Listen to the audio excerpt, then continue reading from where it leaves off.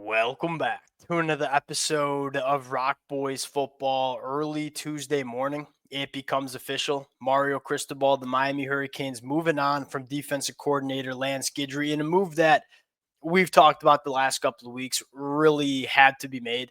You look at this defense in 2024, it just so quickly declined. I mean, it was a unit that got worse and worse as the season went on, culminating in just a miserable performance in the bowl game against Iowa State. And I think the most glaring concern you had was, yeah, we had question marks about certain members of the personnel, specifically in the secondary.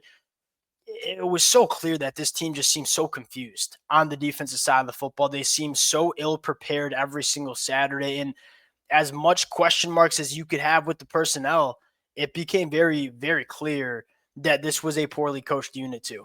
And so I want to open it up now to the more exciting conversation, and that is, all right, who's going to be the next defensive coordinator for this Miami Hurricanes program? We're going to get a little bit sicko with this list, and we're going to have a lot of names. I'm not sure how many of them are that realistic, but why I'm starting with such a high or kind of wide net, you might say, I look at this defensive coordinator spot for Miami and say this should be one of the most attractive coaching jobs that you see across the country, right? The way Mario Cristobal is acquiring talent.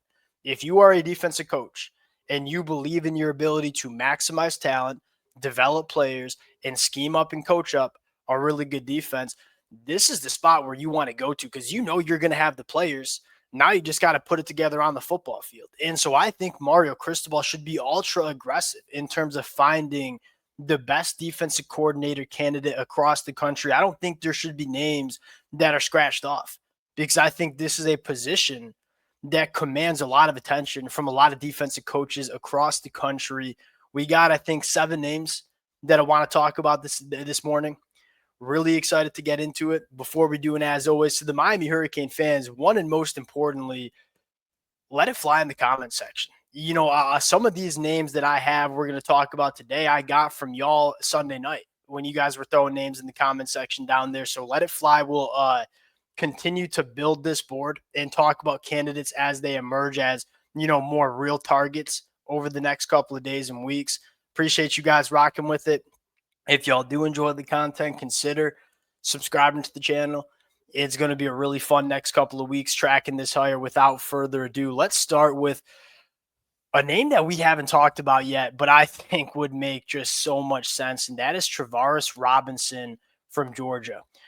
For the Miami Hurricane fans who follow the recruiting trail quite closely, you probably know this name. He's been a recruiting ace for both Alabama and Georgia over the last couple of years. Co-defense coordinator right now. The knock here with Travaris Robinson is you're not really sure how much he's been in command of this Georgia defense, or really as a defensive coordinator calling plays in general. Like there's some question mark about how much control he has over this Georgia defense with Kirby Smart and Glenn Schumann.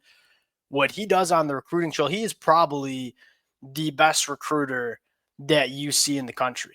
Going back to his time at Alabama and then Georgia, he gets paid a ton of money at Georgia, which tells me that Kirby Smart really values him. And oh yeah, the cherry on top there, hometown Miami, Florida.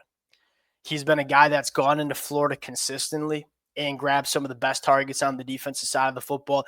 You look at what the recruiting would look like for Miami with Travaris Robinson coaching this defense, it would be a juggernaut. Like it's going to be a juggernaut regardless because Mario Cristobal is running this program. And if there's anything we know he can do, it's acquire talent. Now, you add Travaris Robinson, it's going to be like a rocket ship to the moon in terms of the amount of talent that Miami is going to be able to acquire on the defensive side of the football. I think this one, I don't know if he's my first choice because I have question marks about how good of an actual defensive coordinator he is.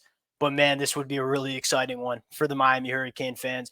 Next one, we got to talk about Ryan Walters. This is probably my number one choice. Now, I think partially why you saw this news with Lance Guidry happen so quickly was that Ryan Walters, it sounds like he's quote unquote finalizing a deal with the Washington Huskies. That being said, excuse me, you haven't seen that deal get finalized yet. And so if Mario Cristobal wanted Ryan Walters, he'd have to be really quick with getting Lance Guidry out. I wonder if Mario Cristobal kind of sneaks in with Ryan Walters. It's a much better job to come and coach at Miami than it is up in Seattle, Washington. And I think secondly, Ryan Walters, he to me, he's the best in the game. He's the best available, I should say, defensive coordinator, right? He was very, very good at Illinois, not only in terms of scheming up a defense, but his roster evaluations and talent evaluations were next level. I mean, he was grabbing guys that were 0 stars, low 3 stars, bringing them into Illinois, developing them into NFL draft picks. So I think the player development, the box is checked. I think from a schematic standpoint, the box is certainly checked. From a proof of concept of him being a very good defensive coordinator, it's checked as well.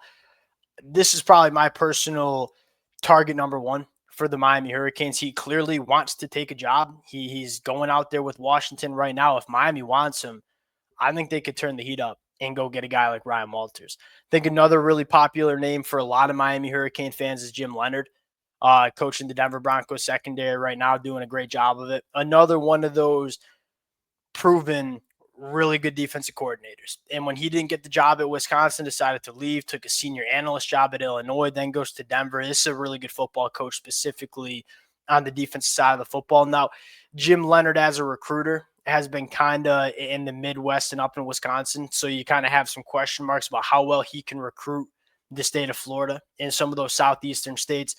My take on it would be, I'm more concerned about getting a good football coach than I am recruiter. You know, if there's one thing we know is if Mario Cristobal is running this Miami Hurricanes program, talent acquisition will probably not be a problem. It will not be a problem as long as Mario Cristobal is running this program. The way I see Miami taking that massive step in the right direction as a program is getting better coaches around Mario Cristobal, because as good as Mario Cristobal is at running a program and acquiring talent, the on the field stuff certainly leaves a lot to be desired. And that's okay. If you're Mario Cristobal, you can recognize that and say, all right, maybe I'm not the best in-game coach. Well, guess what? I'm going to go surround myself with a lot of really good football coaches. I think he did it with Shannon Dawson on the offensive side of the football. You're probably trying to do the same exact thing on the defensive side of the football as well. Jim Leonard, Ryan Walters, to me, as pure defensive coordinators, probably doesn't get any better. Here's another name that one of y'all put in the comment section, and I at first kind of just brushed it off, and then I started to think about it and said, at the very least, it'd be fun.